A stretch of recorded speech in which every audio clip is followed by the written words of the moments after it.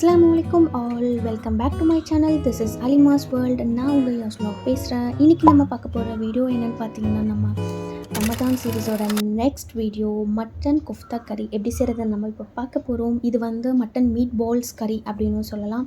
So வாங்க இப்போ நம்ம வீடியோக்குள்ளே போகலாம். வீடியோக்குள்ளே போகிறதுக்கு முன்னாடி மறக்காமல் சப்ஸ்கிரைப் பண்ணாதவங்க சப்ஸ்கிரைப் பண்ணிக்கோங்க, பெல் ஐக்கானையும் ப்ரெஸ் பண்ணிக்கோங்க. Let's get into the video. இப்போது மீட் பால்ஸ் செய்கிறதுக்கு ஃபஸ்ட்டு நம்ம மீட்டை வேக வைக்கணும். இதோடு சேர்த்து சில இன்க்ரீடியன்ஸும் நம்ம ஆட் பண்ணிக்க போகிறோம். இது மட்டன் கீமா. இது நார்மலாக ஷாப்லேயும் இப்படியே வாங்கிக்கலாம், இல்லை நம்ம வாங்கி கூட மிக்ஸியில் கிரைண்ட் பண்ணி எடுத்துக்கலாம். இதோட நான் தேங்காய் ஆட் பண்ணிக்கிறேன். இது ஒரு 200 கிராம்ஸ் இருக்கும் நான் யூஸ் பண்ணுற மீட். இதோட நம்ம கொஞ்சம் ஆனியன்ஸ் ஆட் பண்ணிக்கலாம். இதுக்கு நம்ம ஃபைன் சாப் பண்ண வேண்டிய அவசியம் இல்லை, ஏன்னா இதெல்லாம் நம்ம அரைக்க தான் போகிறோம். ஃபஸ்ட்டு இதை குக் பண்ணுறதுக்காக தான் நம்ம இந்த ப்ராசஸ் பண்ணுறோம். இதில் கொஞ்சமாக கொத்தமல்லி, கறி லீவ்ஸ் கொஞ்சமாக ஆட் பண்ணிக்கிட்டால் போதும்.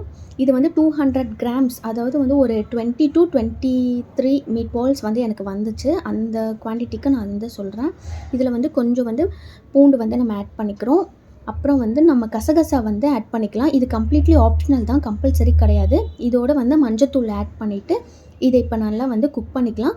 தண்ணிலாம் எதுவுமே ஆட் பண்ணாதீங்க, தண்ணி ஆட் பண்ணக்கூடாது. இதில் இருக்கிற தண்ணியே நம்மளுக்கு வற்றிடும். வற்றினக்கப்புறம் நம்மளுக்கு நல்லா கலர்லாம் சேஞ்ச் ஆகி நம்மளுக்கு ஒரு 75% குக் ஆகிடும். அப்போ நம்ம இதை எடுத்துடலாம். இப்போ பார்த்தீங்கன்னா 75% குக் ஆகிடுச்சு. இது தண்ணியே விடாமல் நம்ம கிளறி விட்டுட்டே இருக்கணும். கிளறி விடலைன்னா நம்மளுக்கு கீழே பிடிக்க ஆரம்பிக்கும். அதுக்காக தான் கிளறி விட்டுட்டே இருக்கணும். இதை எடுத்து ஒரு பக்கம் ஆற வச்சிடலாம். அதுக்கப்புறம் நம்ம உடச்சிக்கலையை பவுட்ரு பண்ணி எடுத்துக்க போகிறோம். இது அந்த பேஸ்ட்டில் நம்ம மிக்ஸ் பண்ணுறதுக்காக தான். ஸோ இதையும் கிரைண்ட் பண்ணி எடுத்துகிட்டு இதையும் செப்பரேட்டாக ரெண்டுத்தையும் வச்சிடலாம். இப்போ நம்ம கிரேவிக்காக கொஞ்சம் தேங்காய் அரைச்சி எடுத்துக்கலாம். ஸோ எல்லாமே கொஞ்சம் ப்ரிப்பேர் பண்ணிட்டோம்னா நம்மளுக்கு குக் பண்ண ஈஸியாக இருக்கும். அதனால் தேங்காவையும் நான் அரைச்சி எடுத்துட்டேன். வெஜிடபிள்ஸில் பார்த்திங்கன்னா onion, tomato, green chilli, curry leaves and coriander leaves இதை மட்டும் நம்ம சாப் பண்ணி வச்சுக்கிட்டாச்சு. இப்போ நம்ம பேனில் ஆயில் ஹீட் பண்ணி ஹோல் ஸ்பைசஸ், சினமன், காடமம், லவுங் ஆட் பண்ணி நம்ம ஆனியன் சேர்த்து நல்லா வதக்கிக்கலாம். இது இப்போ கிரேவிக்காக நான் பண்ணுற மசாலா ப்ராசஸ். இதில் ஜிஞ்சர் கார்லிக் பேஸ்ட் ஆட் பண்ணிக்கோங்க. இதில் கொஞ்சம் சில்லி பவுடர், அப்புறம் கொஞ்சம் காஷ்மீரி சில்லி பவுடர் ஆட் பண்ணி நல்லா வதக்கிக்கோங்க.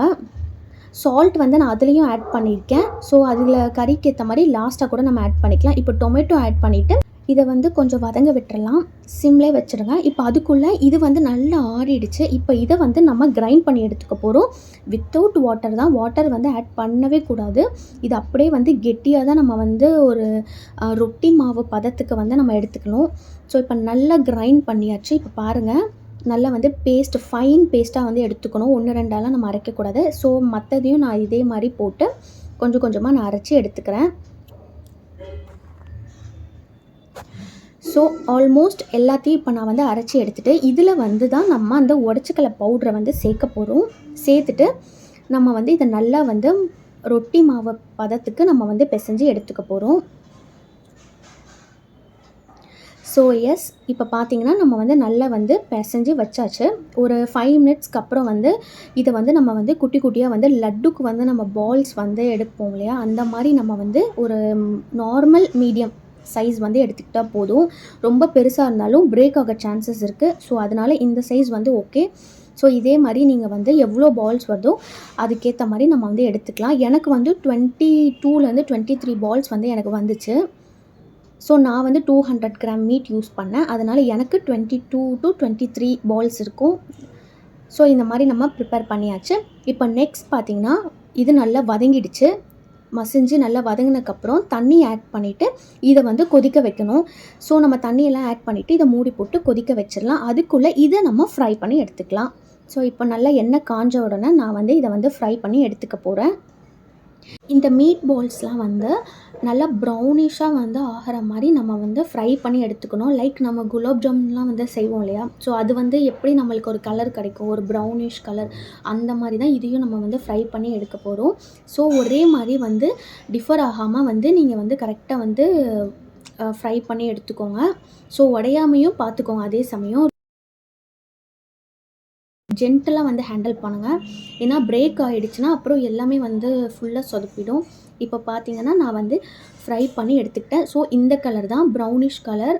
ஸோ கரெக்டாக இந்த கலருக்கு மிச்சம் இருக்கிற எல்லாத்தையும் நான் வந்து ஃப்ரை பண்ணி இப்போ எடுத்துக்க போகிறேன். ஸோ எஸ், எல்லாத்தையும் வந்து ஃப்ரை பண்ணியாச்சு. இப்போது நல்லா வந்து கொதிக்க ஆரம்பிச்சிருச்சு கிரேவி வந்து. இப்போ நம்ம இந்த டைமில் கொதிக்கும்போது கரெக்டாக ஒரு பீசஸாக நம்ம வந்து ஆட் பண்ணிடலாம். பொறுமையாகவே ஆட் பண்ணுங்கள். ரொம்ப வந்து மொத்தமாக அப்படியே போட்டிங்கன்னா பிரேக் ஆகிடும். அதனால ஒன்று ஒன்றா தான் நம்ம வந்து ஆட் பண்ணணும்.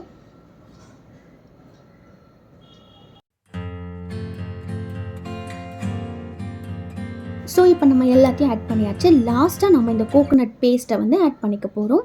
ஆட் பண்ணிவிட்டு இதை நல்லா வந்து கொஞ்சம் குக் பண்ண விட்டுடலாம். இது வந்து கொஞ்சம் வாட்டரியாக இருக்கிறனால இது கொஞ்சம் நல்லா வற்றிட்டு நம்மளுக்கு வந்து ஒரு கிரேவி கன்சிஸ்டன்சிக்கு வந்துடும். இப்போ பார்த்தீங்கன்னா செமி லிக்விட் கன்சிஸ்டன்சிக்கு வந்துருச்சு. இதை நம்ம போட்டு ரொம்ப கிளறக்கூடாது. ஸோ மீடியம் லோ ஃப்ளேம்லேயே வச்சு குக் பண்ணுங்கள். லாஸ்ட்டாக green chilli coriander leaves garnish பண்ணி இதை நம்ம வந்து இறக்கி வச்சிடலாம். ஸோ நம்மளோட meat balls, mutton kofta balls ready ஆகிடுச்சு. ஸோ ரொம்ப பொறுமையாக வந்து இதை வந்து நம்ம வந்து ஜென்டலாக ஹேண்டில் பண்ணணும். ஏன்னா பிரேக் ஆகிடுச்சுன்னா டோட்டலி ஃபுல்லாக வந்து அப்படியே மேஷ் ஆகிடும். அதுக்காக தான். ஸோ நம்ம வந்து இப்போ இறக்கியாச்சு. இப்போ நல்லா வந்து இது சுட சுட இருக்குது. இதை வந்து ரொட்டி, ரைஸ் எதுக்குனாலுமே நம்ம எடுத்துக்கலாம்.